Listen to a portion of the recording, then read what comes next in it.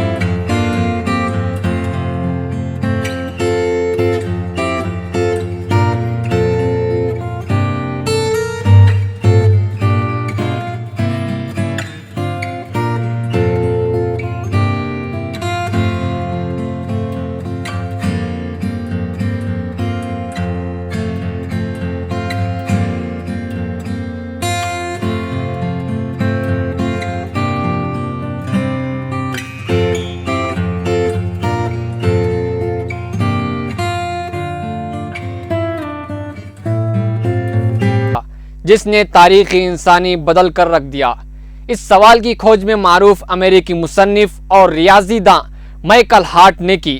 انہوں نے the 100 a ranking of the most influential person in history, تاریخ انسانی میں ایسی 100 متاثر کن شخصیات کی درجہ بندی مائیکل ہارٹ نے اس کتاب میں کی ہے۔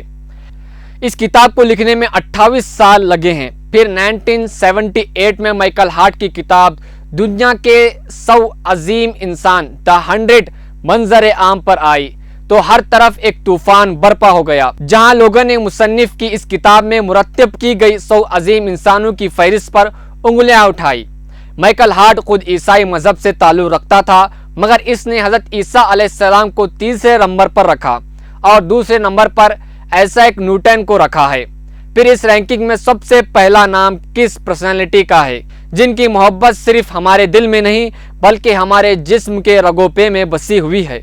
وہ نبیوں کے سردار اور رسولوں کے امام، فخر کائنات اور ہمارے آقا حضرت محمد صلی اللہ علیہ وسلم کی ذات گرامی ہے۔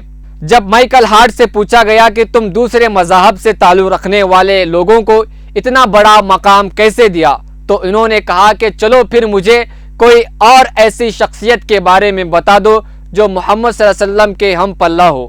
تو لوگوں میں خاموشی چھا گئی اور جواب کسی کے پاس نہیں تھا۔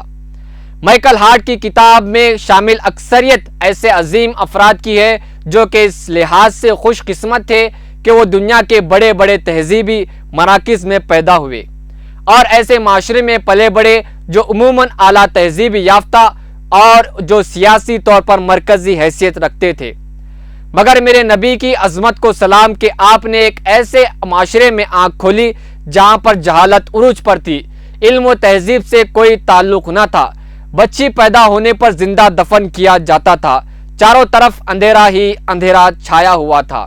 اس وقت آپ مکہ کی سرزمین پر حضرت بی بی آمینہ کے یہاں پیدا ہوئے۔ محسن انسانیت سرور دو عالم حضرت محمد صلی اللہ علیہ وسلم پوری انسانیت کے لیے ایک عظیم اور مثالی معلم ہیں، ایسے معلم جن کی تعلیم و تربیت نے صرف نبوت کی 23 سال کی مختصر مدت میں نہ صرف جزیرے عرب کی کایا پلٹ کر رکھ دی بلکہ پوری دنیا کی رشد و ہدایت کی قندلیں روشن کر دی، جو رہتی دنیا تک انسان کو عدل و انصاف، امن و شانتی اور عافیت و اطمینان کی راہ دکھاتی رہے گی۔ حضرت صلی اللہ علیہ وسلم اور آپ کے مشن کے سخت مخالف بھی رہے ہیں۔ یہ آپ کی تعلیم و تربیت کا حیرت انگیز کرشمہ تھا کہ 23 سال کی مختصر مدت میں صحرائے عرب کے جو وحشی علم و معرفت اور تہذیب و تمدن سے بالکل کورے تھے، وہ پوری دنیا میں علم و حکمت اور تہذیب و شائستگی کے چراغ روشن کرتے رہے۔ جو لوگ کل تک ایک دوسرے کے خون سے اپنی پیاس بجھاتے رہے تھے، وہ آپس میں بھائی بھائی بن جاتے ہیں۔ جہاں ہر طرف قتل و غارت گری کی آگ بھٹک رہی تھی، وہاں امن و شانتی کے گلاب کھل اٹھے ہیں۔ جہاں ظلم و بربریت کا دور دورہ تھا، وہاں عدل و انصاف کی شمع روشن ہو جاتی ہے۔